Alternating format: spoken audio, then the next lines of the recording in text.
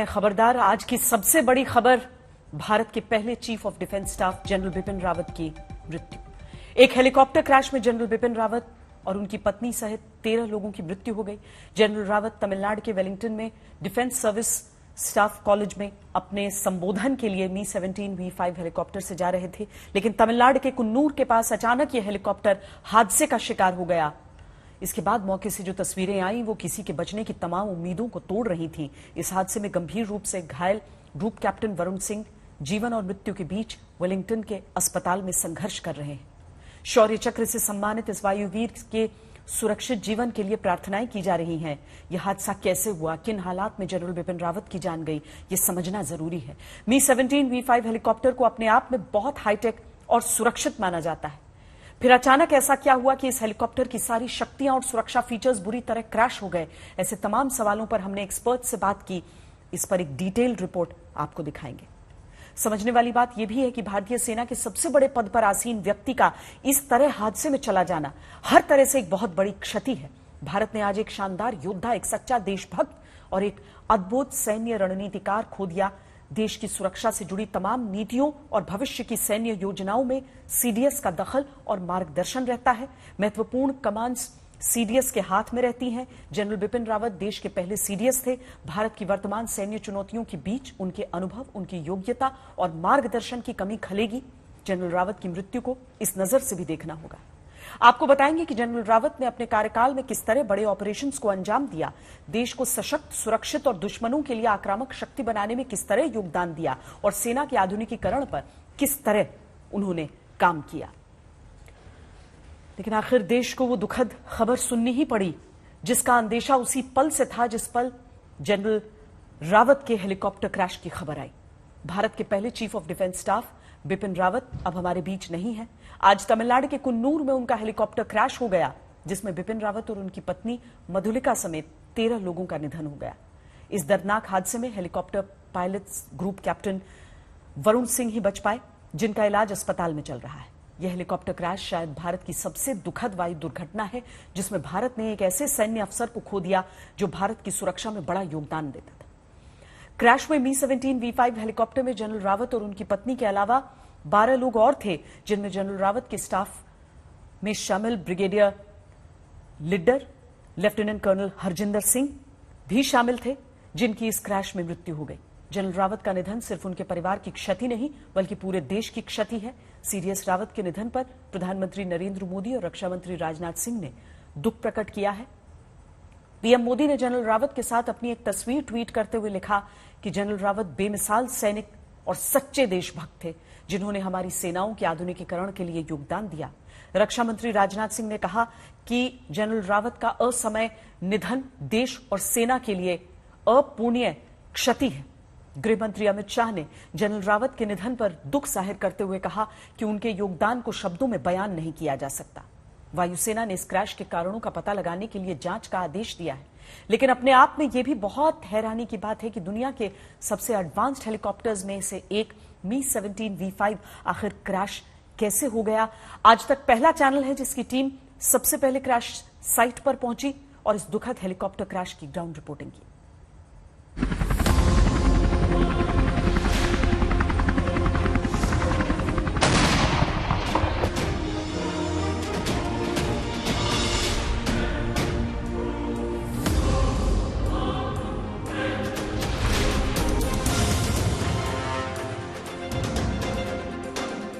तमिलनाडु में कुन्नूर के जंगलों में क्रैश साइट की ये तस्वीरें देखकर पूरे देश का मन विचलित हो उठा।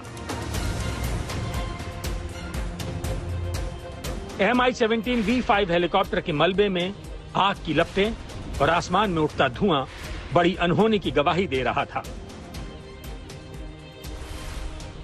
प्लेन हेलीकॉप्टर அப்படி வந்துச்சு, ஒரே சவுண்ட், கருகுமுன்னு சவுண்ட் வந்த உடனே கீழே ஒரு மரத்தில் அடிபட்டு வரையிலேயே நெருப்புல வந்துச்சு.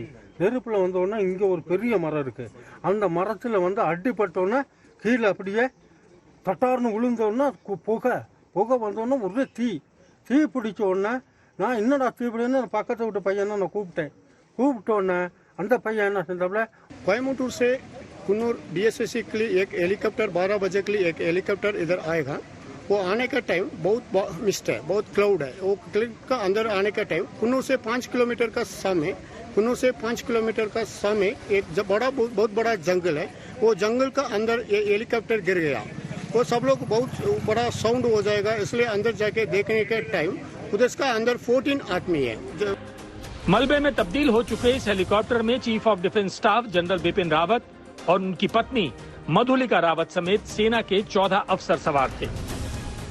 हादसे के करीब 6 घंटे बाद इंडियन एयरफोर्स के ट्वीट ने वो दुखद खबर सुना दी जिसका डर पूरे देश को था। देश के पहले chief of defence staff general Bipin Rawat नहीं रहे। उनकी पत्नी समेत 13 लोगों की इस हेलीकॉप्टर क्रैश में मृत्यु हो गई। इस Mi-17V5 हेलीकॉप्टर ने तमिलनाडु के सुलूर आर्मी बेस से उड़ान भरी थी, जिससे जनरल रावत अपने स्टाफ के साथ वेलिंगटन डिफेंस एस्टेब्लिशमेंट जा रहे थे। हेलीकॉप्टर को 109 हेलीकॉप्टर यूनिट के commanding officer wing commander Prithvi Singh Chauhan उड़ा रहे थे। करीब 12:30 बजे नीलगिरी के जंगलों में हेलीकॉप्टर क्रैश हो गया। केटेरी गांव के लोग सबसे पहले क्रैश साइट पर पहुंचे, जिसके बाद डॉक्टर्स, सेना के अफसर और कोबरा कमांडो की टीम ने रेस्क्यू ऑपरेशन की कमान संभाली।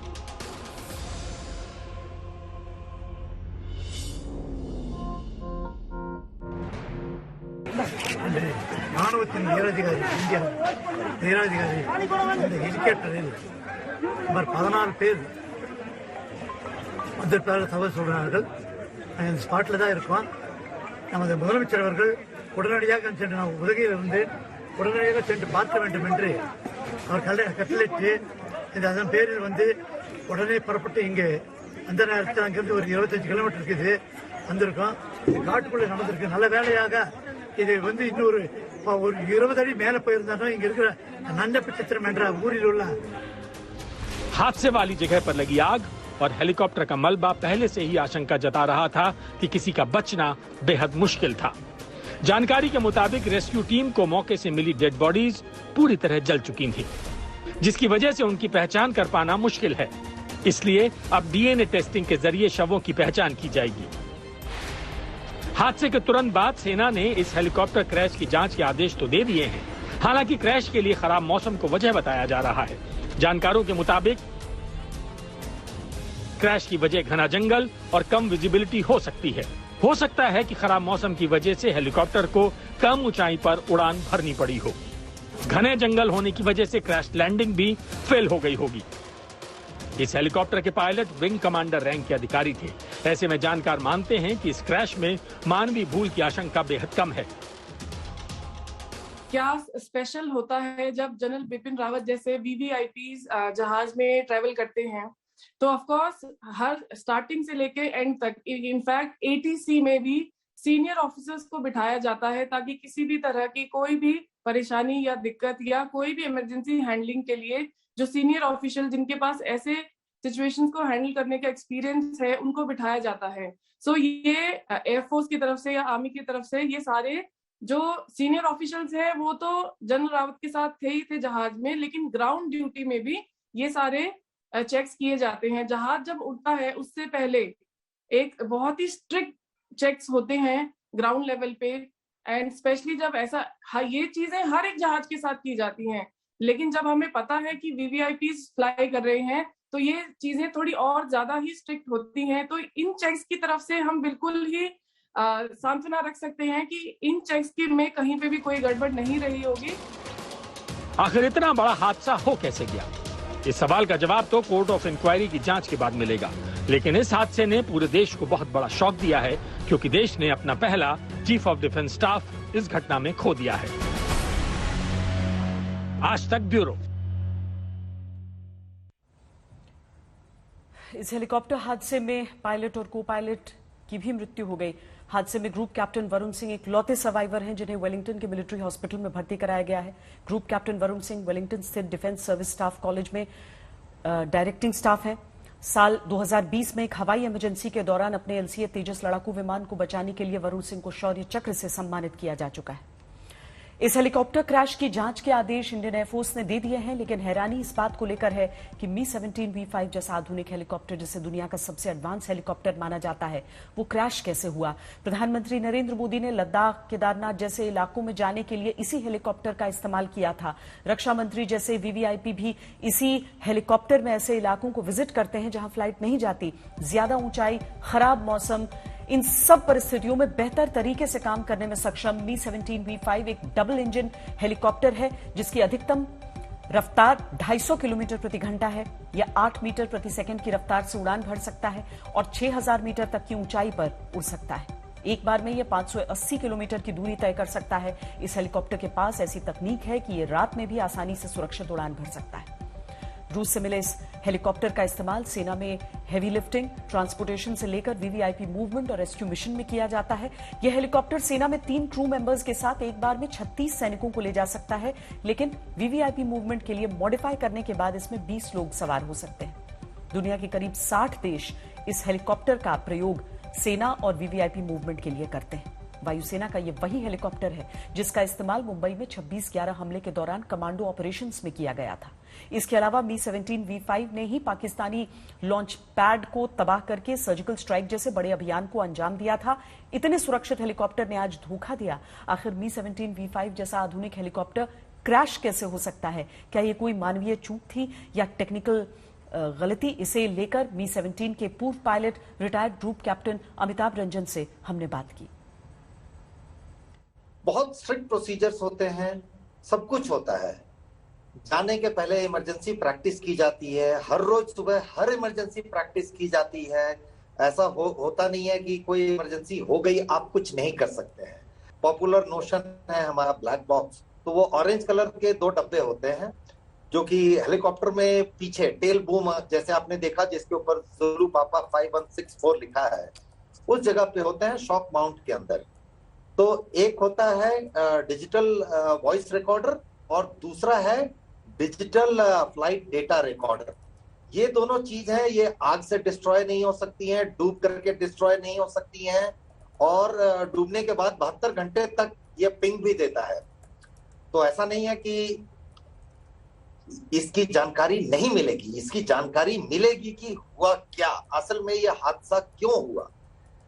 और सबसे पहले इससे जानकारी हमें मिलेगी कि कैसे हुआ, फिर ये पता चलेगा कि क्यों हुआ। क्योंकि जब पायलट्स आपस में बात करते हैं तो एक मी-17 में 4 क्रू होते हैं, 2 पायलट, एक फ्लाइट इंजीनियर और एक फ्लाइट गनर। इनका काम है आपस में सामंजस्य बना करके एक सेफ फ्लाइट को place A to place B लेकर के जाए, चाहे ये वॉर टाइम हो या पीस टाइम हो, हर समय कॉन्फ़िगरेशन यही होता है। अब रहा सवाल कि सेफ्टी के क्या मेजर्स हैं। इस हेलीकॉप्टर में जितने सेफ्टी मेजर्स हैं उतने और कहीं पर शायद हम सोच नहीं पाएंगे, क्योंकि जैसा मैं पहले भी आपको बता चुका हूं, यही हेलीकॉप्टर वीवीआईपी फ्लाइट्स के लिए भी इस्तेमाल हो रहा है और यही क्रू है जो वीवीआईपी फ्लाइट्स भी करते हैं। तो ना प्रोसीजरल कोई इसमें एरर आ सकता है, ना टेक्निकल, इसके पहले हमारे विशेषज्ञ ये कह चुके हैं। तो अब रहा सवाल, कोई रिएक्ट इमरजेंसी हुई है और उसके साथ कंबाइंड फैक्टर है बैड वेदर का, जिसके कारण ये सारी इतनी बड़ी एक ट्रेजेडी हो गई है, जिसके बारे में हम सभी अभी आकलन कर रहे हैं कि हुआ क्या, क्यों हुआ।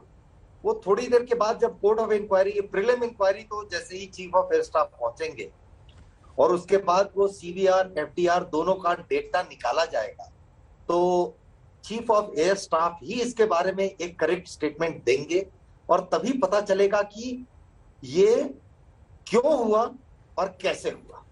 इससे बड़ा झटका लगना मुश्किल है। और जहां तक रहा एक्सपीरियंस का, तो भारतीय वायुसेना में एक्सपीरियंस की कमी नहीं है, ना प्रोफेशनलिज्म की कमी है, ना ट्रेनिंग की कमी है।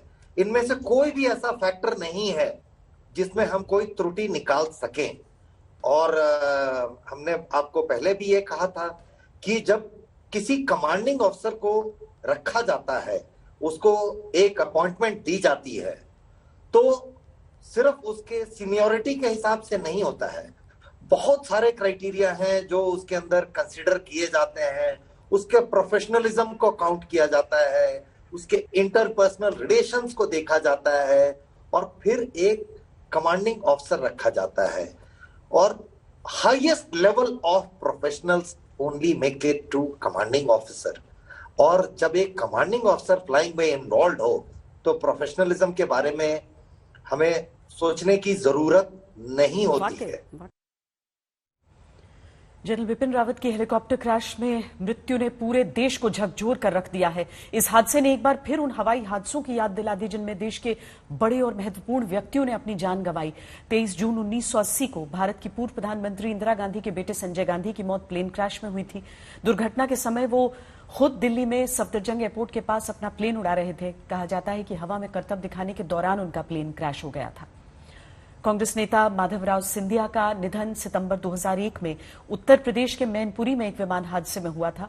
उनके साथ विमान में सवार सभी अन्य 6 लोगों की जान चली गई थी। लोकसभा के पूर्व अध्यक्ष जीएमसी बालयोगी की भी मौत मार्च 2002 में हेलीकॉप्टर दुर्घटना में हुई थी। हेलीकॉप्टर के दुर्घटनाग्रस्त होने की वजह उसमें आई तकनीकी खराबी को बताया गया था।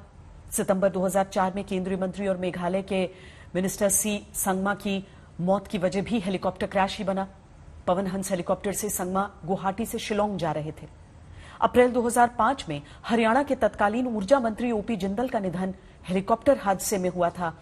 यह हेलीकॉप्टर हादसा उत्तर प्रदेश के सहारनपुर में हुआ था। सितंबर 2009 में आंध्र प्रदेश के तत्कालीन मुख्यमंत्री वाईएसआर राजशेखर रेड्डी का निधन हेलीकॉप्टर क्रैश में हुआ था। उनका हेलीकॉप्टर कुरनूल से 74 किलोमीटर दूर रुद्रकोंडा की पहाड़ियों पर क्रैश हुआ था। अप्रैल 2011 में अरुणाचल प्रदेश के तत्कालीन मुख्यमंत्री दोरजी खांडू भी हेलीकॉप्टर हादसे में अपनी जान गंवा बैठे थे। उनका पवन हंस हेलीकॉप्टर उड़ान भरने के 20 मिनट बाद ही तवांग के जंगलों में लापता हो गया था, जिसका मलबा 5वें दिन जाकर मिला था। इसके अलावा मई 1973 में पूर्व लौह और इस्पात एवं खान मंत्री मोहन कुमार मंगलम का निधन भी एक विमान हादसे में हुआ था। आज देश ने एक और महत्वपूर्ण शख्सियत को हेलीकॉप्टर क्रैश में खो दिया है। जनरल बिपिन रावत की देश के प्रति निष्ठा, सेवा, योगदान को कुछ शब्दों में या कुछ किस्सों में समेटना बहुत मुश्किल है, लेकिन आज हमने जनरल रावत के शौर्य और देश सेवा से जुड़े उनके योगदान का संकलन करने का प्रयास किया है। वो जनरल बिपिन रावत ही थे जिन्होंने 2016 में पीओके में सर्जिकल स्ट्राइक में अहम भूमिका निभाई थी। जनरल रावत को कश्मीर घाटी और पीओके पर काम करने का लंबा अनुभव है। यही वजह है कि सर्जिकल स्ट्राइक में उनके अनुभव का फायदा भारतीय सैनिकों को मिला और भारत ने पाकिस्तान को एक यादगार सबक सिखाया। इससे पहले 2015 में म्यांमार में घुसकर उग्रवादियों पर सर्जिकल स्ट्राइक का श्रेय भी जनरल रावत को जाता है। मणिपुर में उग्रवादी हमले में 18 भारतीय सैनिकों की शहादत के बाद भारतीय सेना ने सीमा पार जाकर बदला लिया था। इस मिशन में पैराशूट रेजिमेंट की 21वीं बटालियन की एक यूनिट म्यांमार में आतंकियों के बेस पर हमला किया। इस बटालियन की कमान उस समय जनरल बिपिन रावत इस ऑपरेशन की कमान संभाल रहे थे। साल 2008 में जनरल रावत एक पीस मिशन पर अफ्रीका के एक देश कांगो गए थे, जहां उनकी यूनिट पर एक बड़ा हमला हुआ था। जनरल रावत ने इस हमले को बड़ी बहादुरी से नाकाम किया था। कांगो का यह मिशन जनरल रावत के करियर में बड़ी अहमियत रखता है।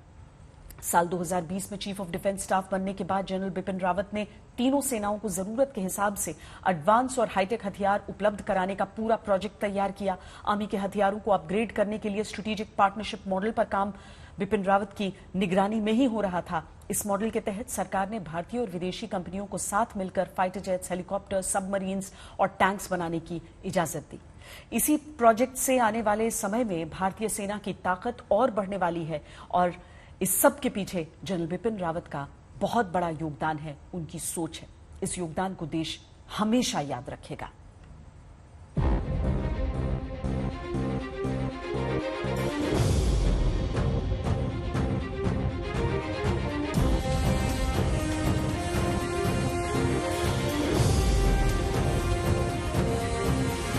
बिपिन रावत का ओहदा तब बढ़ जाता है जब वो चीफ ऑफ आर्मी स्टाफ कहलाता है, और चीफ ऑफ आर्मी स्टाफ वो तभी कहलाता है जब उसके साथ सारी टीम मिलकर काम करती है। वो chief of army staff Indian army का होता है, और इंडियन आर्मी केवल चीफ ऑफ आर्मी स्टाफ से नहीं बनती। जितने भी हमारे जवान हैं, हमारे ओहदेदार हैं, वो सब मिलकर इंडियन आर्मी कहलाते हैं। जनरल बिपिन रावत का यह अंदाज और तेवर उनकी असली पहचान थी। सेना का मनोबल बढ़ाने की बात हो या दुश्मन को ललकारने का मौका, वो जो बोलते थे स्पष्ट और सटीक बोलते थे ताकि किसी को कोई कंफ्यूजन ना हो। हम हर तरफ से काबिल हैं, ताकतवर हैं और अगर जरूरत आई तो हम किसी भी तरह से ताकत इस्तेमाल करने में पीछे नहीं हटेंगे। हम लोग तैयार हैं। इन्फिल्ट्रेशन जैसे आपको बताया जा चुका है ये जारी रहेगा। सरहद के उस पार जो आतंकवादी हैं वो तैयार बैठे हैं और हम भी उनके लिए इस तरफ तैयार बैठे हैं। वो इधर आएंगे, हम उन्हें रिसीव कर रहे हैं और रिसीव करके हम 2.5 फुट जमीन के नीचे उन्हें भेजते रहेंगे। पाकिस्तान पर दिया गया जनरल बिपिन रावत का यह बयान आज भी पाकिस्तानी फौज की नींद उड़ाए हुए है। Complete state of Jammu and Kashmir which includes PoK and Gilgit Baltistan. Therefore, POK and Gilgit-Baltistan becomes an occupied territory, a territory which has been illegally occupied by our western neighbor. This illegal territory which has been occupied by Pakistan, illegally occupied by Pakistan, is not controlled by the Pakistani establishment. It is controlled by terrorists. वो general Rawat ही थे जिन्होंने पाकिस्तान को खुले तौर पर चुनौती दी और PoK को भारत से फिर से जोड़ने का इशारा दे दिया था। इस बयान से भारतीय सेना का मनोबल बहुत ऊंचा हो गया, क्योंकि पाकिस्तान के कब्जे वाले कश्मीर को वापस लेने के लिए हिंदुस्तानी फौज हमेशा तैयार है और जनरल रावत इस मिशन के अहम किरदार थे। पाकिस्तान फौज की हैसियत और मंसूबों को जनरल रावत अच्छी तरह जानते थे, इसीलिए पाकिस्तान आर्मी की सच्चाई उन्होंने पूरी दुनिया को बताई। देखिए, आप जानते हैं कि पाकिस्तान किस हालात से गुजर रहा है। उनके यहाँ निर्देश और आदेश कौन देता है, इस सब से आप वाकिफ हैं। इस वक्त उनकी माली हालत बहुत बुरी है, इसलिए वो कुछ भी करने को तैयार हो जाएंगे जिससे उन्हें पैसा मिल सके। और एक बार उन्हें अगर पैसा ये मिल गया तो फिर कार्रवाई क्या होगी, वही जो होती आई इतने सालों से।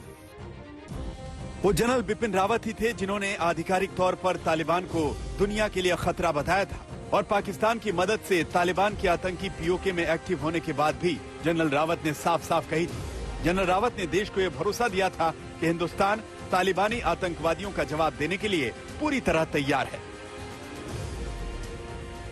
Everything that has happened was something that had been anticipated.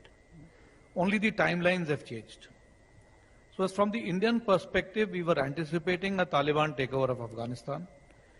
We were concerned about how the terrorist activity from Afghanistan could overflow into India. And so to that extent, our contingency planning had been ongoing and we are prepared for that.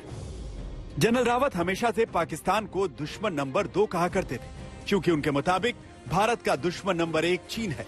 क्योंकि LAC पर Chinese army की हरकतों और भारतीय फौज की तैयारियों पर जनरल रावत की विशेष नजर थी। इसकी दूसरी वजह यह भी कि 1987 में सुमतुरोंग चू घाटी में एक झड़प के दौरान जनरल रावत की बटालियन को चीन की पीपुल्स लिबरेशन आर्मी के खिलाफ तैनात किया गया था।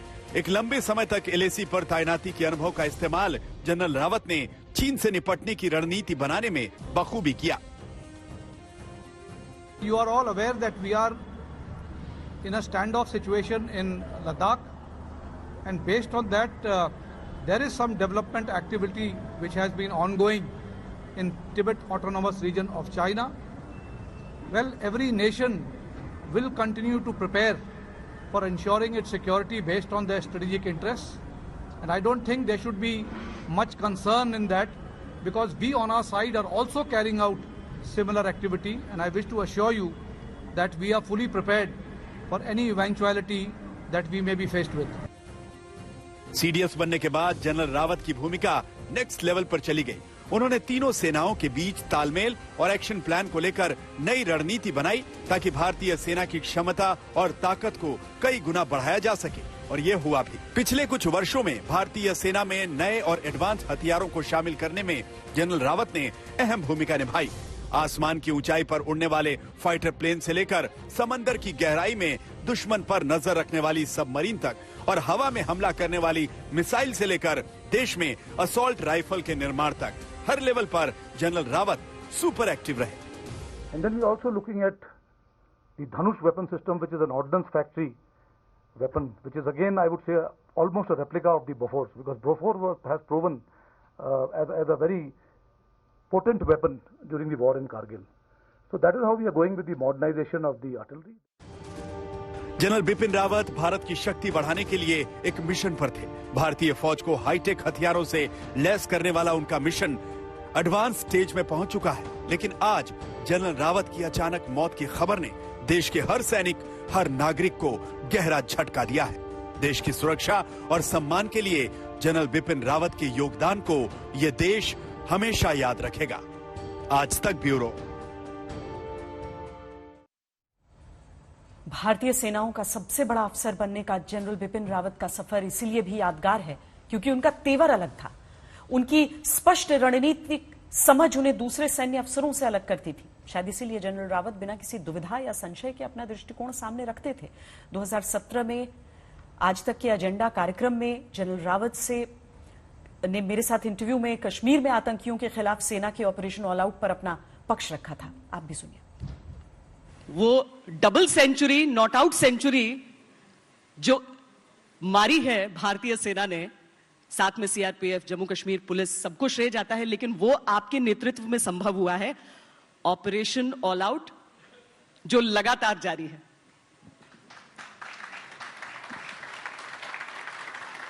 इसका जो श्रेय है वो किसी एक व्यक्ति या किसी एक संस्था को नहीं जा सकता। इसका श्रेय सभी सैनिक बल, अर्धसैनिक बल, हमारी इंटेलिजेंस एजेंसीज, स्टेट गवर्नमेंट और सेंट्रल गवर्नमेंट, ये सब के जरिए जो कोऑर्डिनेशन रहा है और जिस तरह से एक सिनर्जी में कोऑर्डिनेटेड एफर्ट दर्शाया सबने, इसका श्रेय उन सबको जाता है। और इसका सबसे अधिक श्रेय मैं देना चाहूंगा उन वीर जवानों को जो जम्मू कश्मीर में तैनात हैं, जमीनी हालत को मद्देनजर रखते हुए जो वहां पर बड़े साहस और जोश के साथ कार्रवाई कर रहे हैं। तो इसका श्रेय सभी को जाता है, किसी एक व्यक्ति या किसी एक संस्था को नहीं दे सकते हम इसका श्रेय। सर, लेकिन इसके साथ ही ये भी सच है कि इससे पहले जब आपने संभाला कार्यभार अपना, उस वक्त एक बहुत बड़ी समस्या होती थी कि अगर आतंकवादी मारे जाते थे तो हमारे जवान भी शहीद होते थे। लेकिन आपने रणनीति में कोई तो ऐसा बदलाव किया कि अचानक वो आंकड़ा बदला हमारे पक्ष में। देखिए, जो आतंकवादी होते हैं वो अपनी रणनीति बदलते रहते हैं और हमको उनसे आगे चलकर कार्रवाई करनी होती है। तो हमको भी जो अपनी रणनीति है, उनकी रणनीति को मद्देनजर रखते हुए और ये ध्यान में रखते हुए कि वो आगे की कार्रवाई किस प्रकार से करेंगे, अगर हम उनसे 2 कदम आगे रहे तो हमें सफलता मिलती रहेगी। जनरल बिपिन रावत 2019 में भी आज तक के एजेंडा कार्यक्रम में शामिल हुए थे। 2019 में उन्होंने आज तक के इस मंच से भारतीय सेना के एक सूत्र की चर्चा की थी। ये सूत्र है नाम, नमक, निशान। सुनिए जनरल रावत के अंदर का सैनिक वाला तत्व कितना भावपूर्ण था, कितना ईमानदार और देशभक्ति की भावना से कितना परिपूर्ण। कोई भी नौजवान जब अपनी प्रशिक्षण के लिए अपने ट्रेनिंग सेंटर में जाता है, रिक्रूट बनकर बाद में भारतीय सेना में तैनात होने के लिए, या कोई नौजवान हमारे प्री कमीशन ट्रेनिंग में दाखिल हासिल करता है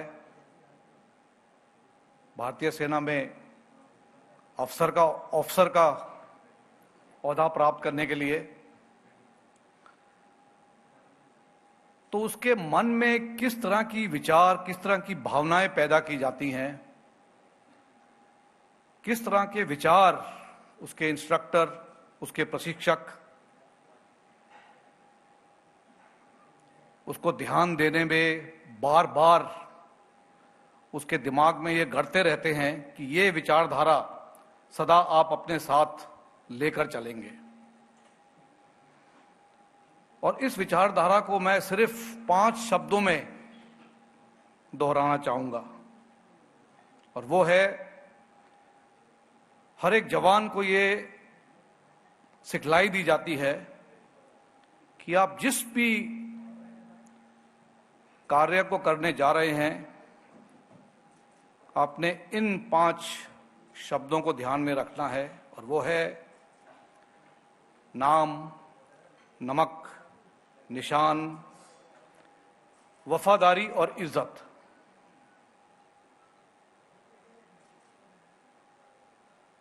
तो नाम से जवान क्या समझता है? पहले जो सेनाएं होती थी वो राजा महाराजाओं की सेना होती थी, तो उस वक्त उन्हें उस राजा के नाम का ध्यान रखते हुए अपने प्रत्येक कार्य करने पड़ते थे। लेकिन आज के दौर में सेनाएं देश की होती हैं, सेनाएं देश के लोगों की होती हैं। इसलिए देश का नाम, मान और सम्मान सदा कायम रखने के लिए हर एक जवान को प्रोत्साहित किया जाता है। फिर ये नमक कहां से आ गया? नमक तो जैसे आप जानते हैं कि हमारी जो संस्कृति है उसमें हम किसी का नमक चख लेते हैं तो हम सदा उसके वफादार हो जाते हैं, और हम नमक चखते हैं फौजी होने के नाते इस मातृभूमि का। और एक बार इस मातृभूमि का नमक चख लिया तो हम वफादार हो जाते हैं इस मातृभूमि के लिए। इसीलिए प्रत्येक सैनिक, चाहे वो सरहद में तैनात हो या वो अंदरूनी सुरक्षा में कार्यरत हो, वो अपने उस नमक के लिए अपनी जान न्यौछावर करने से कभी नहीं हिचकिचाता। हेलीकॉप्टर क्रैश में जनरल बिपिन रावत और उनकी पत्नी के अलावा 11 अन्य लोगों की भी मृत्यु हुई, जिनके नाम भी हम इस समय श्रद्धांजलि अपनी अर्पित करना चाहते हैं। इनमें शामिल हैं brigadier LS Lidder, lieutenant colonel Harjinder Singh, wing commander Prithvi Singh Chauhan, squadron leader K Singh, junior warrant officer Das, junior warrant officer Pradeep, havildar Satish, Naik Gursewak Singh, Naik Jitendra, lance Naik Vivek, lance Naik S Teja. हर एक वीर सैनिक को आज तक की श्रद्धांजलि है। जनरल बिपिन रावत 31 दिसंबर 2016 को भारतीय सेना के प्रमुख बने थे। वो इस पद पर 3 वर्षों तक रहे। इसके बाद उन्हें देश का पहला चीफ ऑफ डिफेंस स्टाफ बनने का गौरव हासिल हुआ। लेकिन भारतीय सेना के इन अहम पदों पर बैठने से पहले जनरल रावत ने एक सैनिक के तौर पर कई बड़े असाइनमेंट्स को सफलतापूर्वक पूरा किया था। जनरल रावत का एक सैनिक बनने का सफर 1978 में शुरू हुआ था। 1999 में करगिल युद्ध के समय उन्होंने बड़ी भूमिका निभाई थी। इससे पहले 1986 में चीन के सामने लाइन ऑफ एक्चुअल कंट्रोल पर इन्फेंट्री बटालियन का जिम्मा संभाल चुके थे। जनरल बनने से पहले उन्होंने कश्मीर समेत भारत के अशांत इलाकों में सेना के मिशंस को अंजाम दिया था। एक ब्रिगेडियर के तौर पर उन्होंने कांगो में UN पीस कीपिंग मिशन के मल्टीनेशनल ब्रिगेड की अगुवाई की थी। जनरल बिपिन रावत की नेतृत्व क्षमता अद्वितीय थी और शायद इसीलिए 2016 में 2 अन्य अफसरों की सीनियरिटी को नजरअंदाज करते हुए उन्हें सेना का चीफ बनाने का निर्णय लिया गया था। जनरल बिपिन रावत जब सेना के जनरल का जिम्मा संभालने वाले थे तो आज तक संवाददाता मंजीत नेगी ने उनके पैतृक गांव से एक खास रिपोर्ट की थी। हमारी रिपोर्टर डायरी के उस पन्ने को पलटकर आपको भी दिखाते हैं। गढ़वाल रेजिमेंट के इस रेजिमेंटल सेंटर से हर साल हजारों की संख्या में रणबांकुरे जवान निकलकर देश की सरहद पर तैनात होते हैं। देश की सरहद से लेकर लड़ाई के मोर्चे तक इन वीर जवानों ने अपनी वीरता का लोहा मनवाया है। बिरमोली ग्राम सभा के सैण गांव में जनरल बिपिन रावत के घर तक पहुंचने के लिए इस तरह से करीब 1 किलोमीटर का ये कठिन पहाड़ी रास्ता तय कर पहुंचना होता है। उनके जो यहाँ पर उनके परिवार के लोग हैं, उनका कहना है कि 3 साल पहले जनरल रावत यहाँ पर अपने गांव में पूजा पाठ के लिए आए थे। और जहां तक सड़क से कनेक्टिविटी की हम बात करें, इस रास्ते का सर्वे हुआ है, लेकिन अभी तक उत्तराखंड राज्य को बने हुए 16 साल हो गए हैं और देश को आजाद हुए 60 साल से ज्यादा का वक्त हुआ है, लेकिन उनके घर तक पहुंचने का रास्ता जो सड़क है वो नहीं बन पाई है। और ये ऐसे मुश्किल कठिन हालात में जनरल बिपिन रावत, उनके परिवार ने संघर्ष करते हुए अपना जीवन व्यतीत किया और आज वो सेना के सर्वोच्च पद पर, सेना प्रमुख के पद पर पहुंचे हैं। ये जनरल बिपिन रावत का पुश्तैनी घर है। यहीं से उनके पिता लेफ्टिनेंट जनरल लक्ष्मण सिंह रावत ने सिपाही के तौर पर गढ़वाल रेजिमेंट में भर्ती हुए और उसके बाद सेना में डिप्टी चीफ के पद पर पहुंचे। आज इस घर में उनका जो परिवार है, उनके चाचा और चाची भरत सिंह रावत यहाँ पर रहते हैं। हालांकि परिवार के ज्यादातर सदस्य अब अलग अलग शहरों में पलायन कर चुके हैं। सस्ते होम लोन का दौर फिलहाल जारी रहने का भरोसा आरबीआई की मॉनेटरी पॉलिसी की समीक्षा के ऐलान के बाद बढ़ गया है। उम्मीद के अनुसार आरबीआई ने रेपो और रिवर्स रेपो रेट में कोई बदलाव नहीं किया है। बढ़ती महंगाई के चलते इस बार अनुमान था कि आरबीआई प्रमुख उधारी दरों में बढ़ोतरी कर सकता है, जिससे ओमिक्रॉन की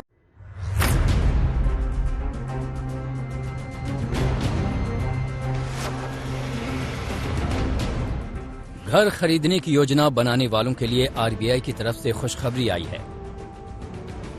साथ ही घर की ईएमआई में आई कमी का फायदा भी अभी बना रहने का भरोसा मौद्रिक नीति की समीक्षा के नतीजों ने बढ़ा दिया है। दरअसल आरबीआई ने उम्मीद के मुताबिक ही रिवर्स रेपो रेट और रेपो रेट में किसी तरह का बदलाव न करने का ऐलान किया है।